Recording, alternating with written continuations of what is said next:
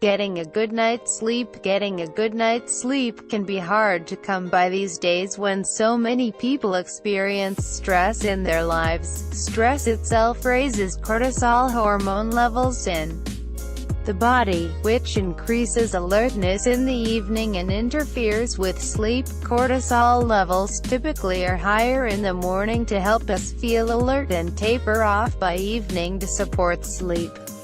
If we are chronically sleep-deprived, our cells can become less receptive to glucose, which means that it remains in the bloodstream. This can increase the risk of diabetes and heart disease, when the brain does not receive enough glucose. We often feel fatigued and have food cravings, which over time can lead to significant weight gain. Similarly, without enough glucose to feed the brain, people can experience cognitive symptoms, such as memory, attention, and concentration problems. Stress itself can interfere with our digestion of food. With this in mind, we should consider the foods that are not taxing on digestion, especially in the evening. Indigestion can disrupt sleep. Taking antacids decreases the very acid in our body, geared to fighting off infections. Jeffrey Bland, in his book Clinical Nutrition: A Functional Approach, also points out that reduced stomach acid can lead to gas and bloating, malabsorption of a number of important nutrients, and other gastrointestinal dysfunctions. In terms of indigestion, it is key to have a small dinner to support a good night's sleep.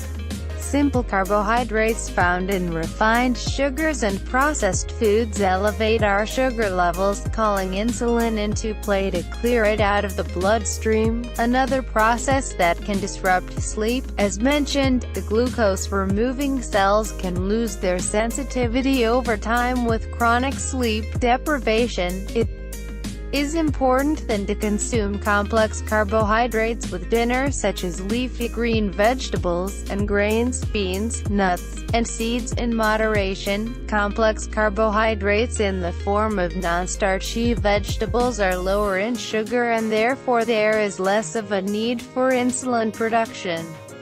Healthy fats, such as extra virgin olive oil, coconut oil, and avocado should be part of our dinner because these fats are needed to manufacture sleep hormones. Foods high in antioxidants such as vegetables and fruits in moderation also are needed to produce sleep hormones. Since we want most of our digestion completed before sleep, we want to have finished dinner at least 4 hours before bedtime. If this is not possible, you may want to consider consuming smaller meals and more frequently throughout the course of the day. In terms of liquids, herbal teas containing passion flower, valerian root, chamomile and magnolia bark have been used for their calming effects. Coffee and foods with caffeine, such as chocolate, can be overly stimulating and interrupt sleep. While alcohol can make people drowsy, there also is a rebound effect after the alcohol is metabolized, where we become aroused, which also interferes with sleep.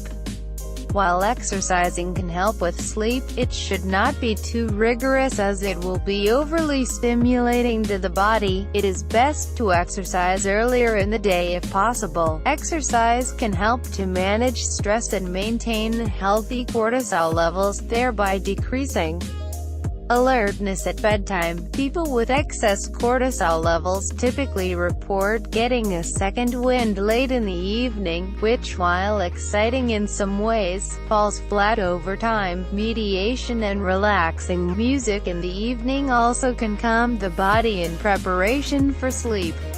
Sweet dreams. Next, read: Putin wins 6 more years at Russia's helm. Moscow. Russian President Vladimir Putin basked in a landslide re-election victory on Monday, extending his rule over the world's largest country for another 6 years at a time when his ties with the West are Read more. 5 Indians killed in cross-border shelling by Pakistani troops. Srinagar, Muzzafarabad. 5 members of an Indian family were killed and 2 injured by shelling from Pakistani troops on Sunday along the line of control, the de facto border between India and Pakistan, according to Army. Read more. Trump's lawyer calls for end of special counsel probe. The personal attorney for President Donald Trump, John Dowd, called on Deputy Attorney General Rod Rosenstein on Saturday, March 17, to shut down the investigation by special counsel Robert Mueller. I pray that acting. Read more.